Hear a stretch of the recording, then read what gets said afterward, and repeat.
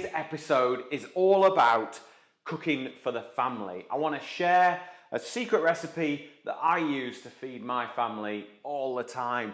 We make this delicious family sauce. It is full of veggies. It is a brilliant recipe. And then I'm going to show you how to turn it into 3 different dishes, but the possibilities are endless. So let me tell you the ingredients first. So we've got onions, fennel, pepper, garlic, celery, courgette and carrots. So it is loaded full of veggies.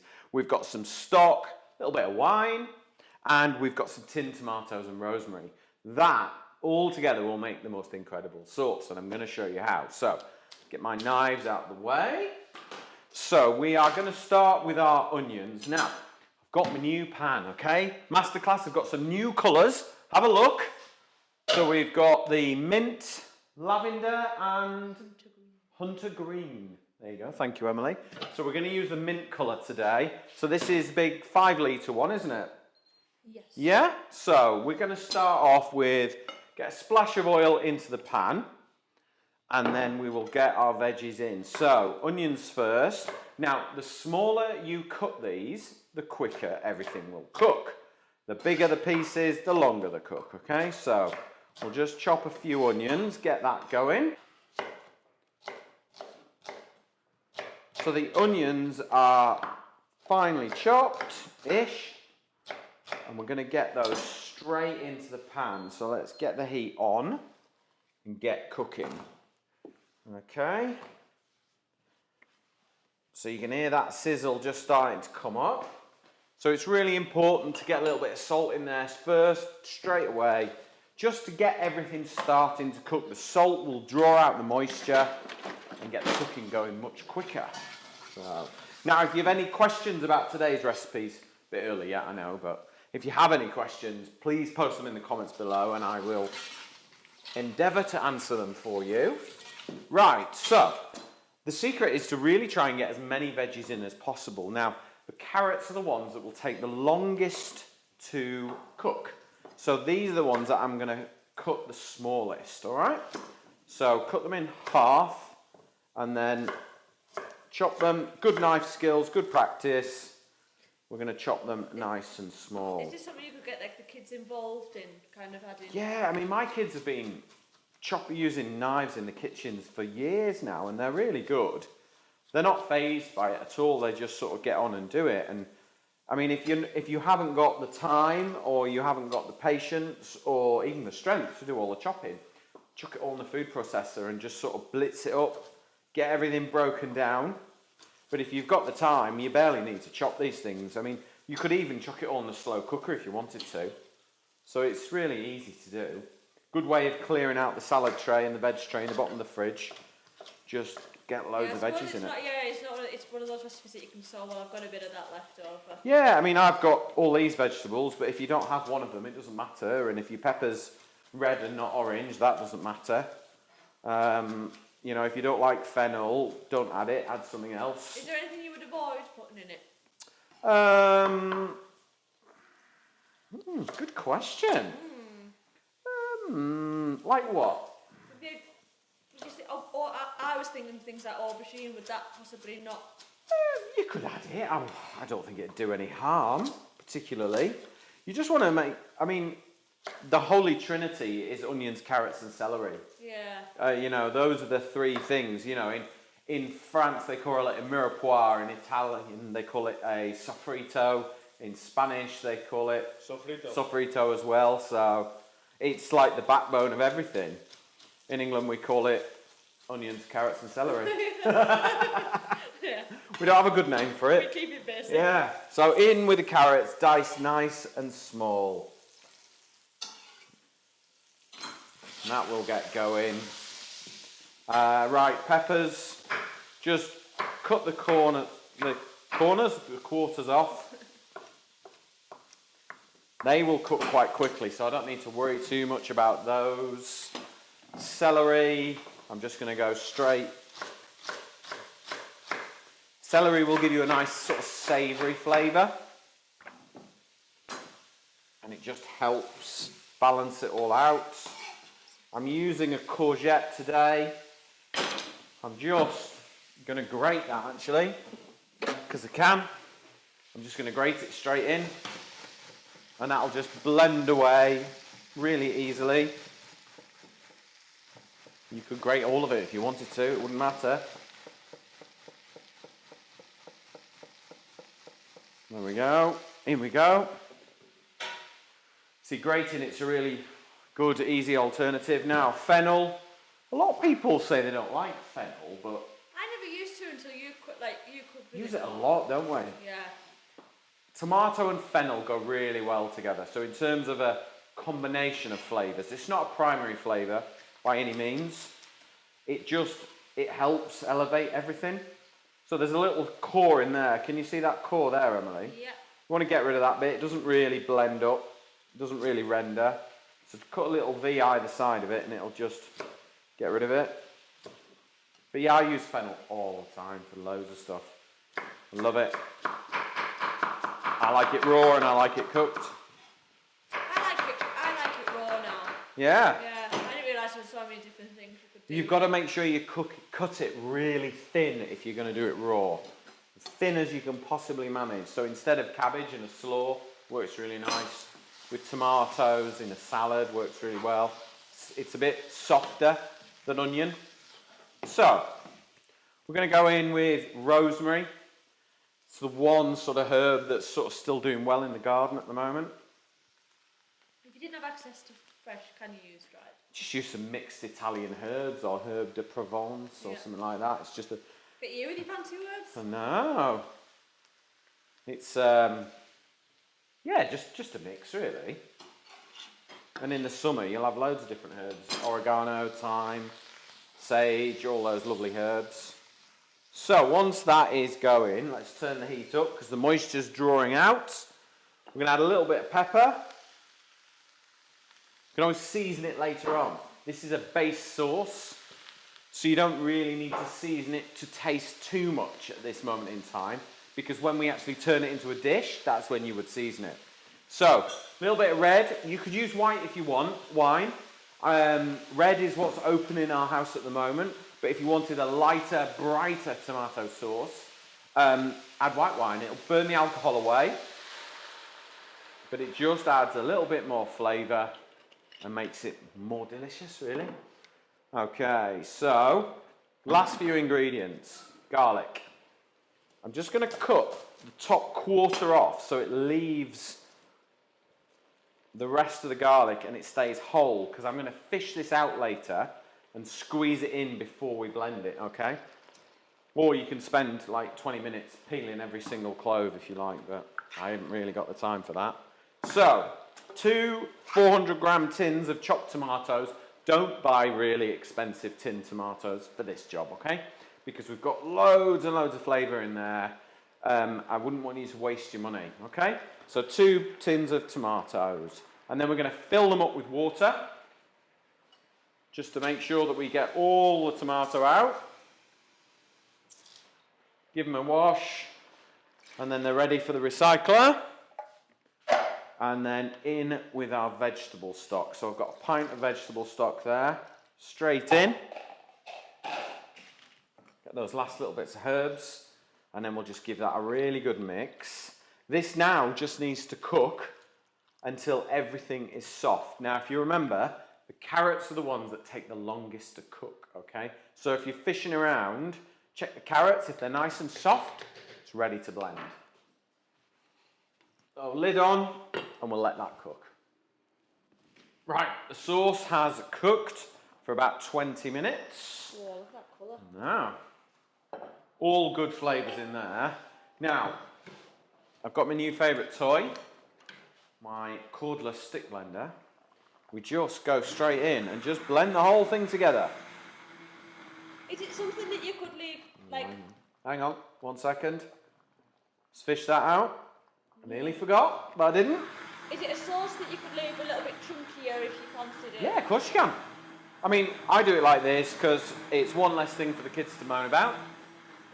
They don't know how much has gone into it. But if you want a really versatile sauce, blending it all up is probably the best thing to do. because I'm going to show you in a minute 3 different ways of using it. But there are endless possibilities, loads and loads and loads. But you can see it's all just blending together.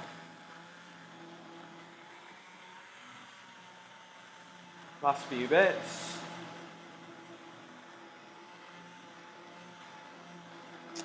Ooh. Right, let's leave that there for a second. Right, I'm just going to squeeze the garlic in. So just give it a little squeeze. There we go. Get all those little nuggets. Whoa. Kerry would love that, wouldn't he? Between him and the kids, they'll never know. Right, let's turn the heat off now. So you've initially got a soup there as well? Well, it's a sauce. It's probably a little bit rich, but I am going to turn it into a soup.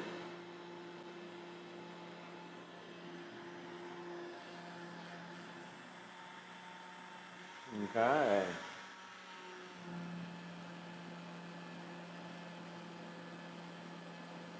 Right. So we'll take that off.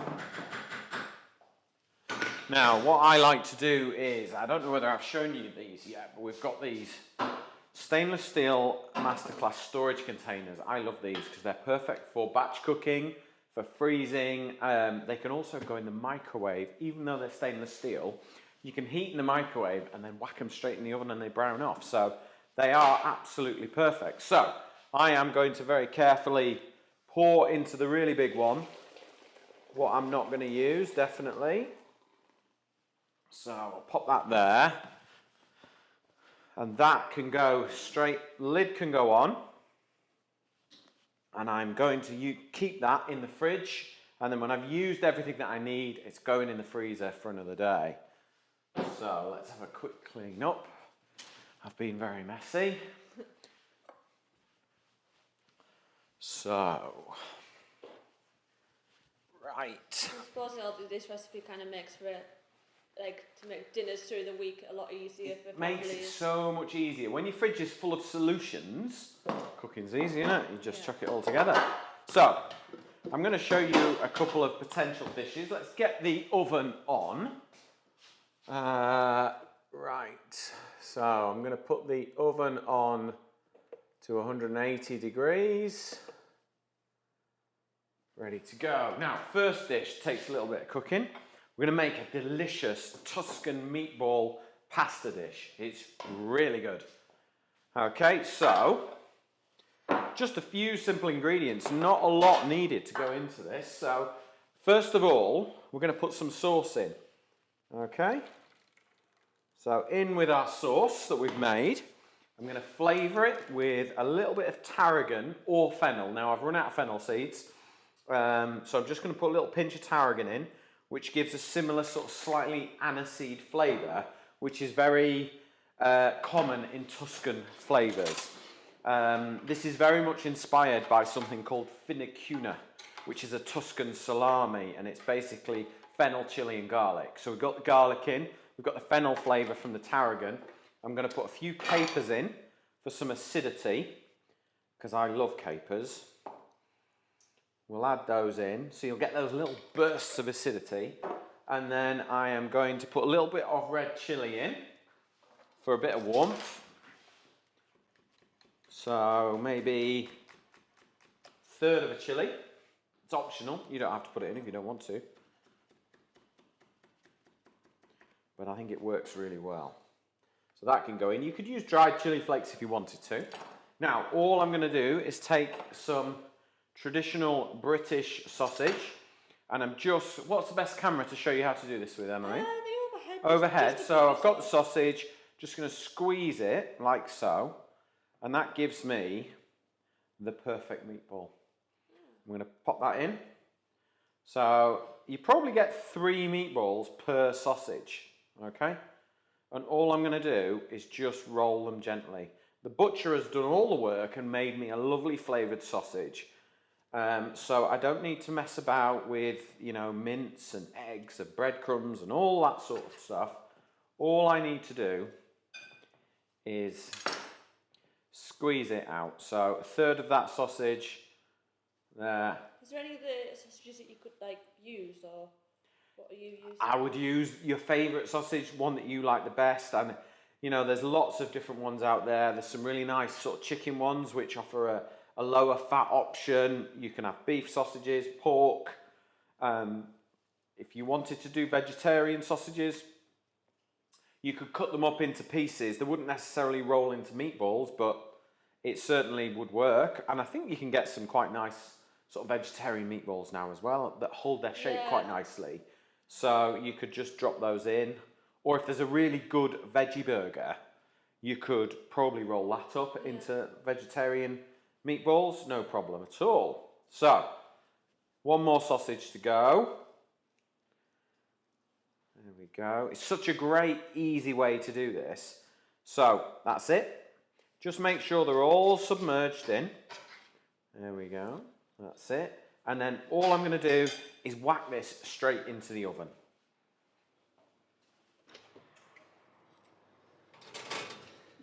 So that's into the oven. That'll probably take 15 minutes max to cook.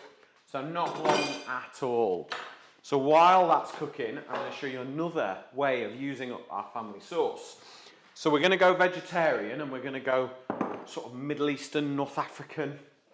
And we're going to make a really nice sort of warming winter dish, okay? So I've got this medium-sized one. I'm not sure the exact size, but it's basically twice the depth of the one I've just used. So there's loads of options. I'm going to take a red onion and I'm going to dice it nice and fine because I want this to cook at the same time as those sweet potatoes, okay? And sweet potatoes do not take long to cook. So the worst thing you could do is big chunks of onion and small pieces of sweet potato. So cut your onion nice and fine. You could use white onion as well if you didn't have red. No problem at all. My questions. I know. See, you see, Emily, we're like this. We're on it. So hopefully you will have seen last week's episode. We made the most amazing Nordic seed and nut bread. Absolutely delicious. What did you think of that one? You liked it, didn't you? And we also made some baked buttermilk chicken. Now, I know you made it at the weekend, didn't you? Yes, it was delicious. Was it a hit in the house? Yeah. It's kind of nice having like, I would normally like think of just wrapping the chicken in a tortilla wrap and throwing it in a salad leaf. Yeah. Really like freshened it up. Good. And you really liked the sauce, didn't you? I could have that sauce on everything. It's such a simple sauce that you can kind of make. You can make your own version of it as well. You can add or take away or just change it. I couldn't find the exact Korean. Oh, the fermented chili sauce. Yeah, so I found another Korean paste and it still had the same types of flavours, so it worked. Good. But Good. Yeah, it was delicious. Oh, that's good to hear. So if you missed last week's episode, go back in the Masterclass Facebook feed and you'll find it there. Or if you go to my YouTube channel, Peter Sidwell, you'll find all the episodes. We've been doing lives and Peter Sidwell's Kitchen now for well over a year. I actually had a look on the computer today and found the very first episode. And my daughter was down there. And now she's up here. So I showed her this morning. She wasn't very impressed. So we've got diced sweet potato and butternut squash. Okay, straight in with our onions. I've got chickpeas packed full of iron, really good for you. And now I've also got some pre-cooked lentils as well, very good for you. Packed full of fibre, this dish. Okay, now we're going to make it sort of Moroccan. So we're going to add some cumin. I love cumin, so we're going to go heavy on that. And then I have got some harissa paste, which basically just takes this whole thing from that level to that. It is beautiful. And it's sort of chili and lemon and cumin and oil. They're actually salted preserved lemons in this, which give it that really authentic flavour. So once you, love that stuff, love it. Once you just add that, give it a good stir, and we're nearly done. So there's like, I haven't actually cooked anything yet. I've done no cooking. All I've done is chop. So nice even mix. Give that a shake. And then we get our family sauce, what's left. So that goes in there, and now I am on to this bit. Okay, so we'll just nick a little bit of this family sauce. My freezer is littered with family sauce pots all the time. We're always making it. But like you see, you've got what people think you could only use for like one dish. You've now got loads of multiple options. You could add it to like stews and casseroles. You know, it can be just a straight pasta sauce. You can make your lasagna with it. You know, soups, all sorts. There's loads of options. So give that a little mix. It's good because these obviously contains that use the microwave, fridge, Yeah. oven. Once it's cooked, you can just leave it, or you can whack it in the oven, microwave, whatever you need to do. Right, that's going straight in the oven as well. So this will probably take about 30 minutes until the sweet potato is nice and soft and tender. Right, last dish, okay? We're going to make a simple soup. And I'm going to add a little bit of chipotle, or chipotle, depending on where you're from. And we're just going to take a simple tomato family sauce. We're going to add some to the pan. And then we are going to add some vegetable stock. Probably about equal amounts. And then we just pop that on there and we're going to bring that to the boil. Now, Emily, I'm just going to ask you, in that cupboard over there is the dark chocolate. You know the cupboard you try not to go into? This one. This one there. Don't pretend you don't know which cupboard the chocolate's in. Grab me a couple of pieces of dark chocolate, please. Just a small tub. Lovely. Right. Dark chocolate. One for the chef, thank you. And one for the guests. This chocolate is really, really nice, actually. It's really dark chocolate, sort of 80%. And we're going slightly Mexican with this. So, 2 pieces of chocolate will make a massive difference to this dish, I promise you. And I'm going to add a little bit of chipotle,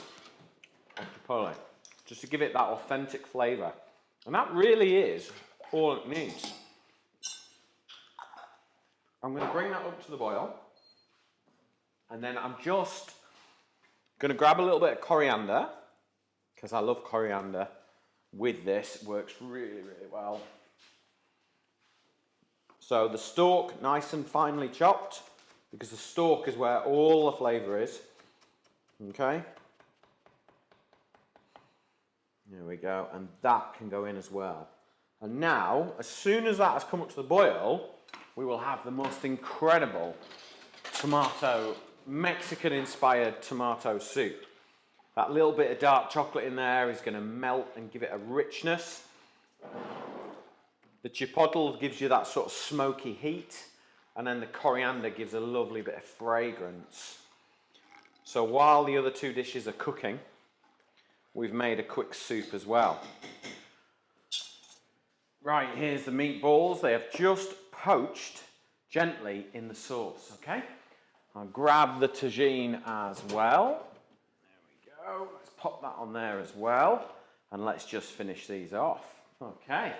Right, so I've got some cooked spaghetti here. Nice and simple. All we need to do now is just take our meatballs, add them to the pasta sauce, and then we will just heat that up. And the flavours and the smells will just be amazing. Let's just pop that on there. I'm actually just going to pour it now. There we go. All done. Super easy. We'll just let those marry together, and that is our stunning Tuscan meatball dish. And then we've got our tagine here. So everything has just cooked together. I'm just going to serve some up in this bowl here. And we're going to finish it with a few herbs and spices. bit of yogurt, and it'll be absolutely delicious. Pop that onto there. So I'm going to grab some fresh mint, because it just works so well. Just tear it up. On it goes. Lovely. And then I've got some lemon and some yogurt. For me, the perfect accompaniment for this dish. All it needs is just one lovely spoon right in the middle. That'll do, and it just kind of cools it off and just works. And then a hint of lemon all the way around. And that is a super simple, easy vegetarian dish that tastes blooming delicious. And then we've got our Mexican style soup. I need to find the ladle. That'll do. So we'll ladle that in. The chocolate has melted now.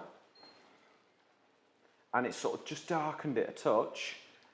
And it gives it this real depth of flavour that just, it's really hard to explain in words. I'm not clever enough. I don't know the right word for it, but it really does work. And it adds a sort of a layer of flavour, and then a little bit of oil gives it a nice silkiness as you're eating it. There we go, that is our soup. And then finally, we've got our pasta dish. So let's see if I can serve this up without making a mess. It could go either way. My son will be all over this dish, I know he will.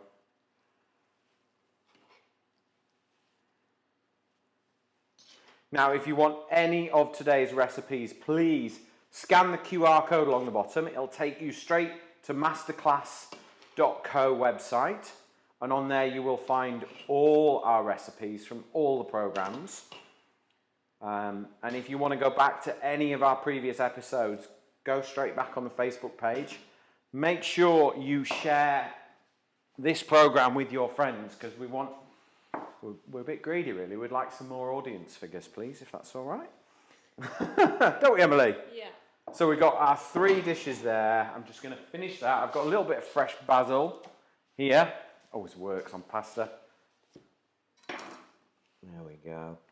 Sprinkle of black pepper, and always a nice drizzle of olive oil at the very end for pasta for me, because it kind of gives it that nice silkiness. But there you go. That is how to make a delicious family sauce that you can turn into so many different dishes throughout the week or the month, whatever it might be. And then I've got 3 simple dishes here. Go to the website and find all our recipes. But thank you very much, and I will see you on the next episode.